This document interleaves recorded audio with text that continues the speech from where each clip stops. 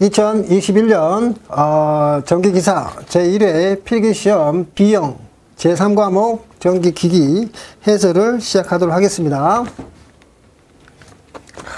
자, 먼저 1번 문제 보도록 하겠습니다. 자, 전류계를 교체하기 위해서 그랬죠. 우리가 전류계는 항상 앞에는 뭐가 필요합니까? 전류를 변성하는 특수변압기 CT를 연결해 사용하죠.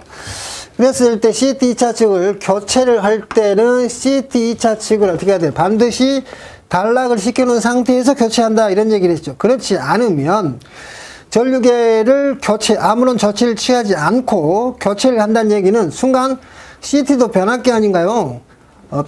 변압기죠. 그러다 보니 전류계를 교체하는 순간 무부하 상태가 되어서 전부하 전류가 몽땅 여자 전류화 되어서 이 CT라고 하는 것들은 전류를 적게 변성하려면 코일을 반대로 많이 감아야 되죠.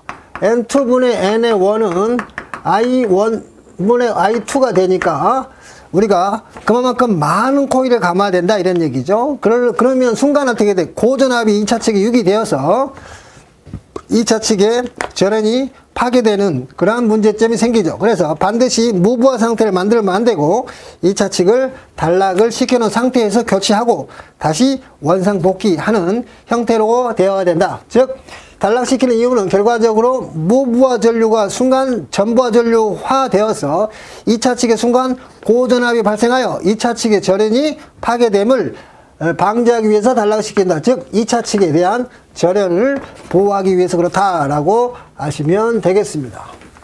답은 2번이 되겠죠. 자, 두 번째 용어의 정리가 되겠습니다. 용어의 정리. 용어에 관계되는 문제죠. VJT에 대한 설명으로 틀린 거 1번 VJT 약자를 물어봤는데 요것은 뭡니까? 요거 사이리스터가 아니라 트랜지스터입니다. 트랜지스터라는 개념인데 사이리스터라고 그랬죠. 그래서 요거는 정류기 형태의 표현법이고 트랜지스터는 증폭기 형태가 되잖아요. 이거는 증폭기 약자거든요. 그래서 1번이 틀렸다. 1번이 틀렸다. 라고 보시면 되겠습니다. 자, 그 다음에 단상 변압기 단상을 갖다가 2대를 병렬 운전하겠다 이런 얘기죠. 그러면 조건은 4가지 형태가 있어야 되겠습니까? 첫 번째 극성이 같아야 될 것이며, 두 번째 전격 전압 및 권수비가 같아야 될 것이며, 세 번째 %P, %Q가 같아야 된다는 얘기죠. 그런데 이 %P하고 %Q가 같지 않으면은 용량이 분담이 된다는 얘기겠죠. 용량 분담은 어떻게 됩니까? 라고 하면 PB분의 PA라고 하는 용량 분담은 임피던스의 반비례 BA니까 AB가 되고 용량의 크기에는 비례된다. 용량에는 비례한다. 이렇게 돼야 되죠. 그런데 얘를 이렇게 쓸 수가 있죠. P는 VI니 V의 A의 IA, V의 B의 IB라고 쓸 수 있죠. 그런데 반드시 병렬 운전할 때는 여기에 있는 단자 전압은 같아야 되기 때문에 무시해도 상관없죠. 그러니 결과적으로 용량 분담이라는 얘기는 전류 분담의 의미와 같죠. 여기서는 결과적으로 부하 전류 분담, 즉 부하 전류가 IA, IB라고 했을 때 결과적으로 분담은 어떻게 되느냐? 결과적으로 어떻게 됩니까? 이 내용과 같은 얘기가 되며 % 임피던스는 반비례 개념이 용량에는 비례되는 개념으로 우리가 전류 분담이 된다라고 아시면 되겠습니다. 그러면 어떻게 답이 될까요? B분의 A, A분의 B, B분의 A. 맞네. 3번이 답이 되겠다. 3번이 되겠네요. 임피던스. 임피던스랑 임피던스랑 같은 의미죠? 반비례. BA니까 AB. 그 다음에 용량은 BA 되겠죠? BA. 그래서 3번이 답이 되겠습니다. 이런 거죠.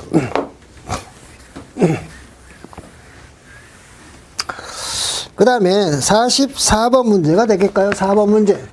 자, 사이클로 컨버터. 자, 사이클로 컨버터는 기본적으로 우리가 전력을 변환하는 형태는 교류를 갖다가 직류로 바꾸는 것을 컨버터라고 그랬죠. 직류를 거꾸로 교류로 바꾸는 것을 인버터라고 그럽니다. 인버터. 교류의 특성은 변하지 않는데 주파수를 변하는 게 있죠. 주파수 변화. 주파수 변화라는 것을 우리가 사이클로 컨버터라고 하죠. 사이클로 컨버터. 사이클로 컨버터라고 하고, 그 다음에 직류를 직접 제어하는 것을 우리가 초퍼형 인버터, 초퍼라고 하죠. 자, 여기서는 지금 뭘 물어봤습니까? 사이클로 컨버터라는 얘기죠. 한마디로 주파수 변환기인데 교류의 특성은 바뀌지 않죠. 그렇죠? 그런데 여기 보니까 직류를 직류로 바꾼다, 이런 얘기가 나왔으므로 우리가 1번이 의미가 없죠. 그렇죠? 구조도 다르게 당연히 다르겠죠. 그래서 1번이 틀렸다.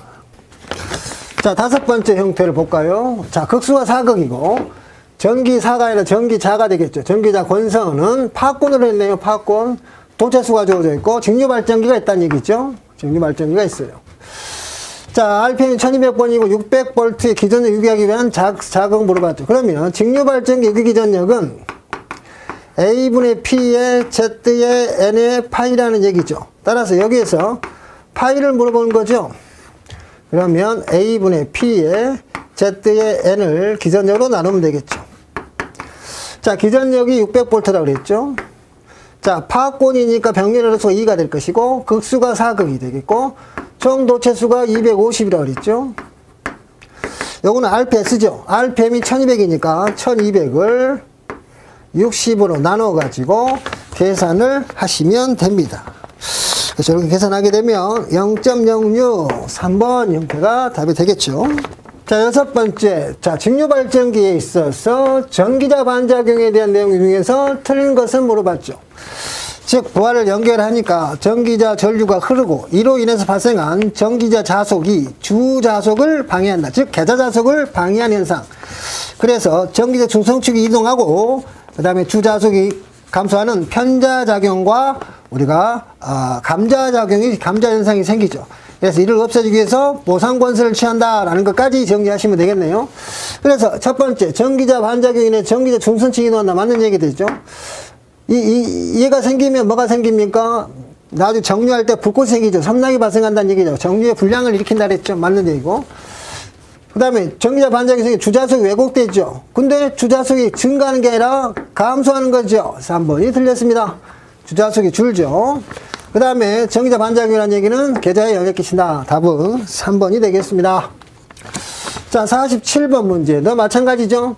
두 대의 삼성 동기발전기를 병렬 운전시킬 때 각 발전기의 기전력에 위상차가 생겼습니다. 그러면 한쪽 발전기에서 다른 쪽 발전기로 공급되면서 소비되는 전력, 이걸 우리가 뭐라고 합니까? 수수전력이라고 하죠.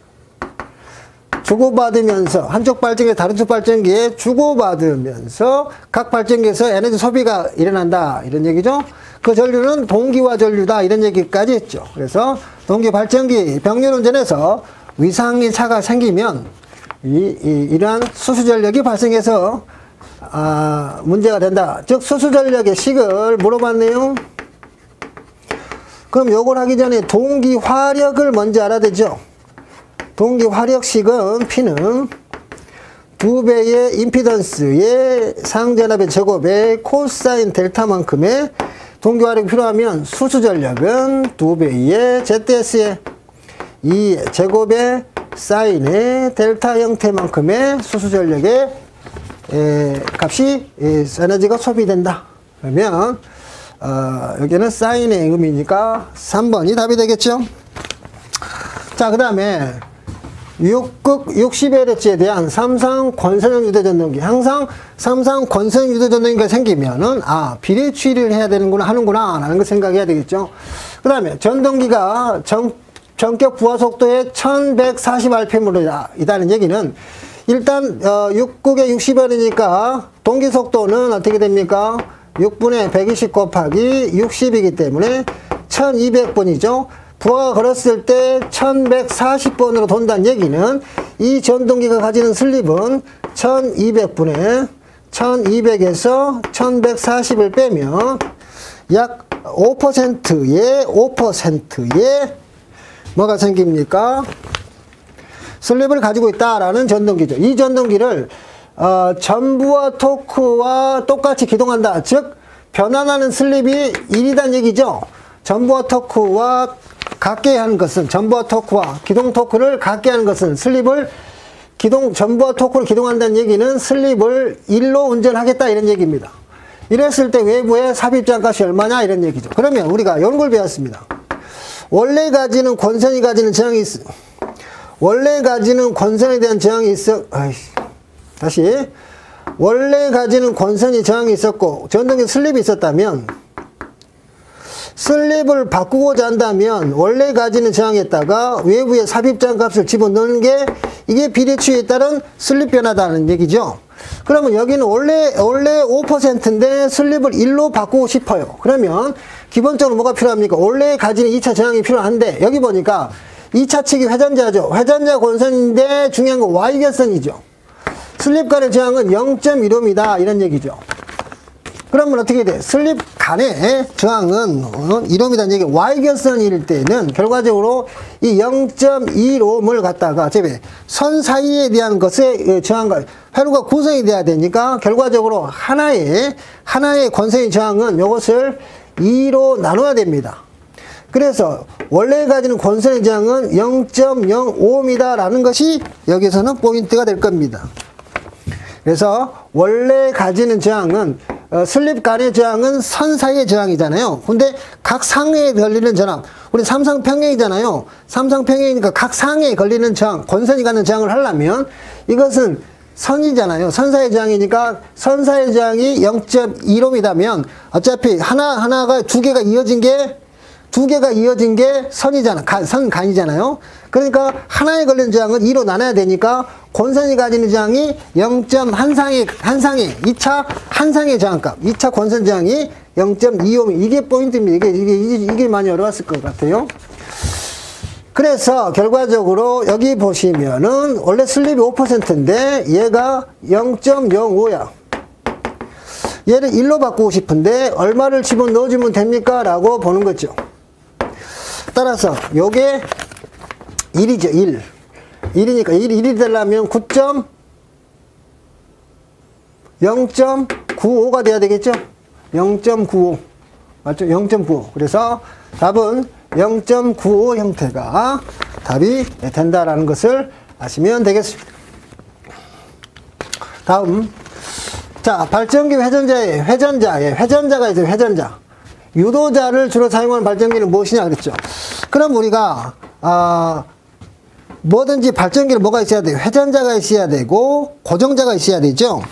그랬을 때 우리가 일반적으로 기본적인 게 뭡니까? 회전 전기자형 같은 경우가 있죠. 회전 전기장이다. 회전 전기장이라는 얘기는 회전자와 고정자를 구별할 때 회전자는 전기자가 회전하고 고정자는 계자가 되는 거죠. 그 다음에 어떤 형태가 이제 발전기 지금 하고 있어. 기전력을 얻어내려면 그러면 회전 계자형도 있죠. 대표적인 게 동기발전기 아니겠습니까? 동기발전기는 회전 계장이죠. 그런다는 얘기는 회전자가 뭐가 된다는 얘기가 계자가 되고 그 다음에 얘가 전기자가 되는 거죠. 고정자가. 그런데 유도자형도 있어요. 유도자형이 있습니다.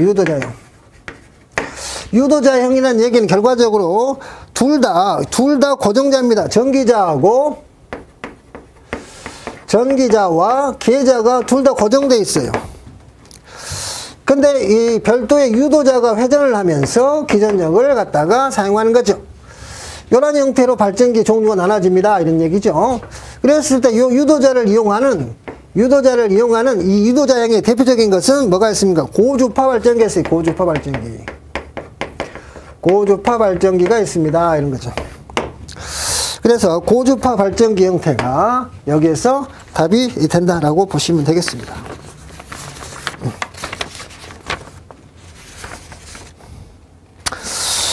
그 다음에 50번 문제를 보시도록 할까요? 삼성 권선이 던지는 게 2차 측에 외부에 가변장을 넣는 이유, 즉 뭐하기 위해서? 비례 추이를 갖다가 이용하기 위해서. 그렇죠. 비례 추이를 이용하기 위해서 2차 측에 가변장을 달아주죠. 그러면 뭐가 돼? 2차 측의 합성저항, 2차 측의 합성저항은 R2에다가 원래 가진 저항에다가 R을 갖다가 집어넣는다는 얘기죠. 그렇다는 얘기는 이것을 증가를 시키면 최대 토크가 될 때 슬립, 즉 슬립도 비례적으로 증가되죠. 요걸 증가시키면 기동 토크도 비례적으로 커지며 요걸 증가시키면 기동 전류도 비례적으로 줄어들죠. 하지만 요걸 변화시키더라도 최대 토크는 변하지 않는다. 일정하다 이런 얘기를 했죠. 이게 비례추이의 원리 아니겠습니까? 그러면 요걸 바꾼다는 얘기는 슬립을 변환할 수 있다. 비례적으로 바꾼다는 얘기는 속도 제어를 할 때 편한다는 얘기고, 기동 토크를 크게 하고 기동전을 작게 한다는 얘기는 기동 조건이 맞는 얘기 아닌가? 기동을 용이하게 한다라는 것도 유리하는 얘기 아니겠습니까? 그래서 요걸 넣는 이유는 결과적으로 슬립을, 이것은 이제 속도 제어하는 거고, 실제로 요것이 포인트죠. 기동 토크 크게 하고 기동전을 작게 함으로써 비례적으로 변화되면서 이걸 조절이 가능하면서 기동을 원활하게 할 수 있는 거죠. 여기서 그러면 어떻게 돼? 넣으면 결과적으로 증가를 했던 소리죠. 그렇게 되면 기동 토크가 커지고 기동 전류가 줄임으로써 기동 전류의 기동 조건을 맞추는 거죠. 기동 토크 크게 하고 기동 전류 작게 하는 거니까. 그래서 기동을 원활하게 할 수 있는 이런 것 때문에 비례추이를 한다라고 아시면 되겠습니다.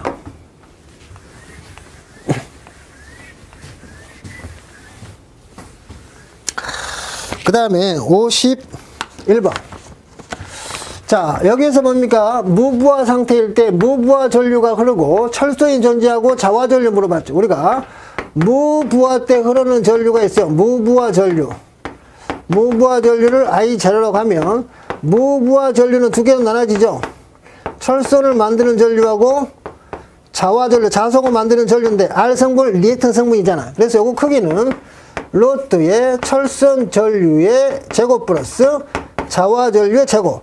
따라서 여기서는 자화 전류만 물어봤죠. 그럼 요건 넘기고 표현하게 되면 로트의 무부하 전류의 제곱 마이너스 철선 전류의 제곱이 됐죠. 그러면 무부하 전류가 주어져 있죠. 0.15라고 하는 걸로 주어져 있어요. 근데 철선 전류를 해야 되는데 철선이 주어져 있죠. 우리가 철선이라고 하는 것은 1차 전압과 철선 전류의 곱에 의해서 결정나죠. 그러면 철선 전류라고 하는 것은 1차 전압에서 철선이 되겠죠.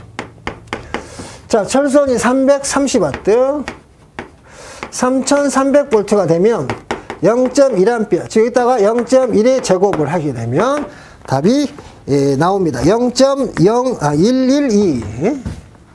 1번이 답이 될 것입니다. 자, 그 다음 문제. 자, 52번. 유도전동기 했을 때 안전운전의 조건이 된다. 이런 얘기죠. 여기에 보면 속도에 따른 뭡니까? 토크인데, L은 부하죠. 부하 쪽 토크, 그 다음에 여기는 뭐가 돼? 모터, 전동기 토크가 되죠.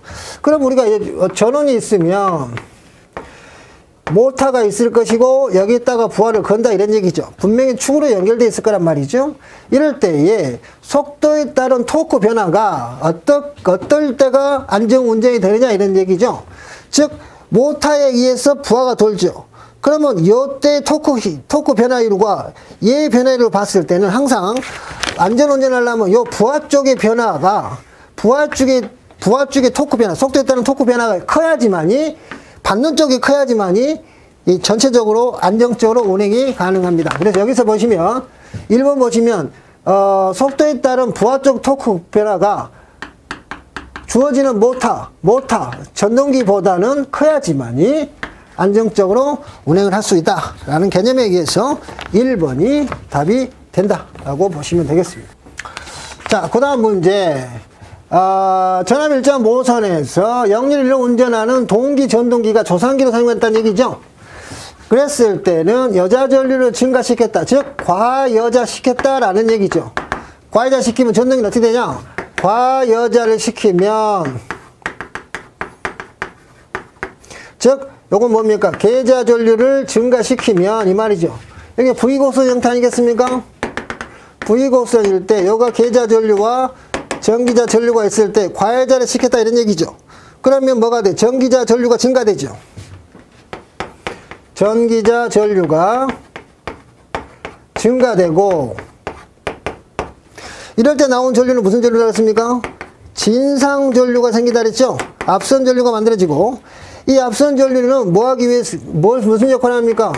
콘덴서 역할을 한다 그랬죠. 그럼 요건 뭐 할 때 쓰는 거냐? 지상을 보상할 때 쓰는 거죠. 자, 지상을 보상할 때 쓰는 거. 지상은 언제 많이 씁니까? 낮에. 중부하 때를 얘기하는 거죠. 그러면 낮이니까 지상이니까 역률이 지금 뒤지고 있잖아. 그러면 역률이 앞서는 쪽으로 개선하죠. 요거를 나아갈 진짜에서 진역률 상태다. 이렇게 표현하는 거 아니겠습니까? 그러니까 역률은 지금 뭐라 써? 앞서고, 당연히 전기자전류도 증가된다. 역률이 앞서고 전기자전류 증가된다. 1번이 답이 되겠습니다. 이런 거죠.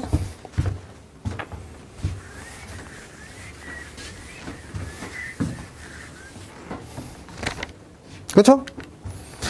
자, 그 다음에 54번. 증류기에서 보면 계좌자석을 만들기 위해서 전자석은 권선에다가 전류를 흘려줘야 되죠. 전자석 당연히 어떤 철심에 권선을 감아가지고 전류를 흘려주죠. 이것은 뭐라 그래? 전류를 흘려줌으로써 뭐가 돼? 자석이 되죠. 이런 전자석을 만들 때 자석이 되는 것을 우리가 뭐라 한다? 여자시킨다. 이런 얘기 했죠. 여자시킨다. 그래서 철심에 코일을 감아서 전류를 흘려주는 상태를 여자라고 얘기하죠. 그때 흘려준 전류를 계좌전류 또는 여자전류라고 하죠. 여기서는 뭐가 됩니까? 여자됐다 라고 얘기를 하는 거예요.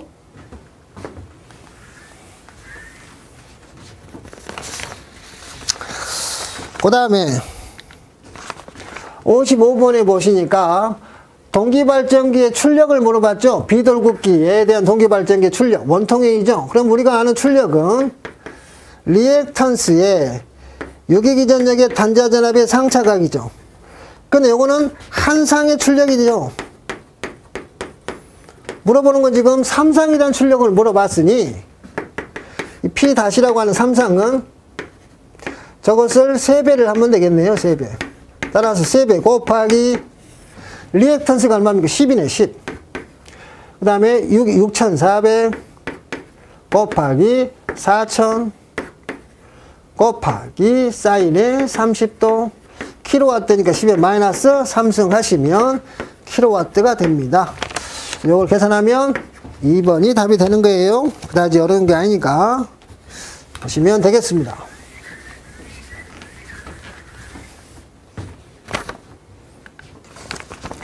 자, 히스테리시스 전동기는 기존에 출제되었던 내용이 아닙니다. 새로 나온 이러한 형태의 전동기 모델이 되겠어요. 그래서 한번 읽어보시면 틀린 것은 2번이 되겠습니다. 한번 읽어보도록 하겠습니다.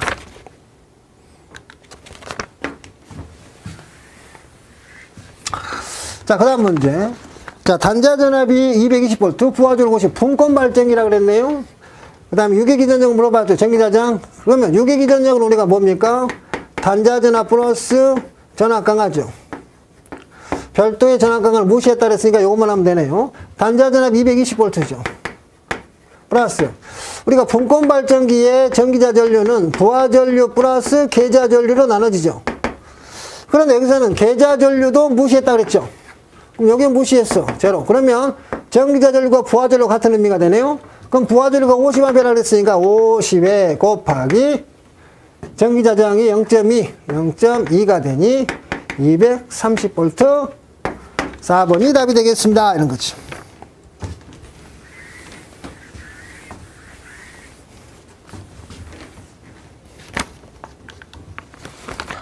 그 다음에 58번 단상 유도전압 조정기에서 단락권선 역할이 뭐냐? 우리가 이렇게 표현한다 그랬죠. 간단하게 그리면 이렇게 되죠. 자, 여기 블록권선이고 얘가 회전자죠. 여기 이제 고정자가 되죠. 직렬권선이 되죠. 그랬을 때 여기 움직이면서 왔다리 갔다리 하면서 생기는 누설이 생기니 여기에다가 뭡니까? 수직으로 코일을 갖다가 연결해 가지고 여기에다가 전원을 주면 요거에 갖다가 발생한 자속은 서로 직기이기 때문에 영향을 끼치지 않죠. 하지만 자속의 힘에 의해서, 수직되는 힘에 의해서 누설되는 자속을 얘가 막아주죠. 그래서 이거를 단락권선이라고 하죠. 그래서 움직이면서 단상일 때만 필요하잖아요. 삼상은 자체가 평행을 유지하기 때문에 단락권선이 필요 없지만 단상은 있어야 되네요. 그랬을 때 이것을 하는 일이 뭡니까? 움직임에서 발생하는 누설, 자속, 즉 누설 리액탄스에 의한 전압 강화를 보상하기 위해서 반드시 설치해 줘야 되겠죠.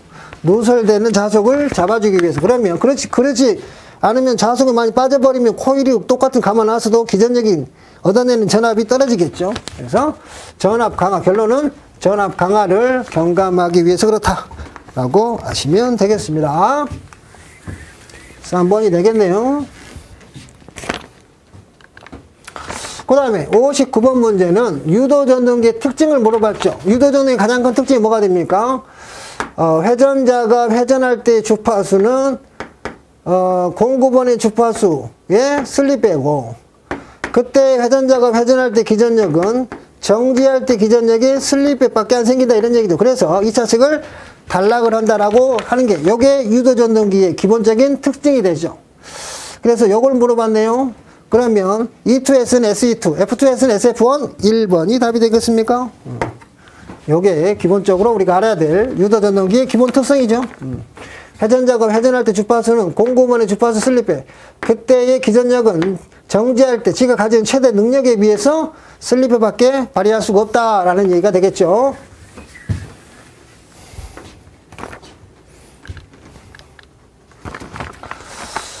자, 그 다음 문제는 이게 되죠. 자, 3300, 220의 단상 변압기를 델타 Y 결선으로 하고 2차 측의 상간전압, 2차 측에 15kg의 전열기를 접속하고 있다 이 말이죠. 결과적으로 2차 측이니까 2차가 Y 결선되어 있다는 얘기죠. Y 결선했을 때 전열기를 연결했는데 소비되는 전력이 15kg다는 얘기죠. 그 말은 요 말이죠. Y 결선이란 얘기죠. Y 결선으로 되어 있는데 여기에다가 전열기를 달았는데 소비되는 전력이 15kg다 이런 얘기죠. 그렇죠? 그런데 결선을 델타로 변경했다면, 만약에 이렇게 하고 Y 결선으로 했는데 델타 결선으로 만약에 변경한다면 소비 전력은 얼마큼 되느냐? 이렇게 했는데 이것을 델타 결선을 했어. 델타 결선을 했단 소리죠. 그러면 여기에다가 이제 부하를 걸었을 때 여기 소비 전력은 얼마만큼 되느냐? 그렇다면 우리가 일반적인 전압은, 여기 걸리는 전압은 상전압 V라고 한다면 여기는 선사에 걸리는 전압이잖아. 그럼 여기 전압은 여기 상전압에 몇 배 걸립니까? 루트 3배 전압에 의해서 우리가 부하가 연결이 되겠죠. 하지만 여기 전압은 상전압이라고 하더라도 델타는 상전압이나 상간전압이나 똑같이 전압이 변화가 없잖아요. 루트 3배. 그러면 소비되는 전력은, 따라서 소비되는 전력은 R분의 V 제곱이니 전압의 제곱에 비례하죠. 그러면 전압이 어떻게 돼? 델타로 운전하게 되면, 델타로 운전하게 됐으니 전압이 루트 3분의 1배로 적게 소비되죠. 그러면 루트 3분의 1배의 전압만큼으로 줄어들었죠. 델타를 하게 되면. 그러면 어떻게 됩니까? 3분의 1만큼 소비 전력이 작게 되겠네. 그러면 여기에서 지금 15kg 나오면 델타는 당연히 몇 개 돼? 3분의 1이 되니 15에서 3분의 1이니까 5kg의 소비 전력, 5kg의 뭡니까? 전력을 갖다가 소비할 수가 있다. 이렇게 답을 쓰시면 되겠습니다. 이런 거죠. 답은 1번 형태가 되겠습니다. 그렇죠? 자, 그래서 여기까지 해가지고 제1회 전기기기 해설을 마치도록 하겠습니다.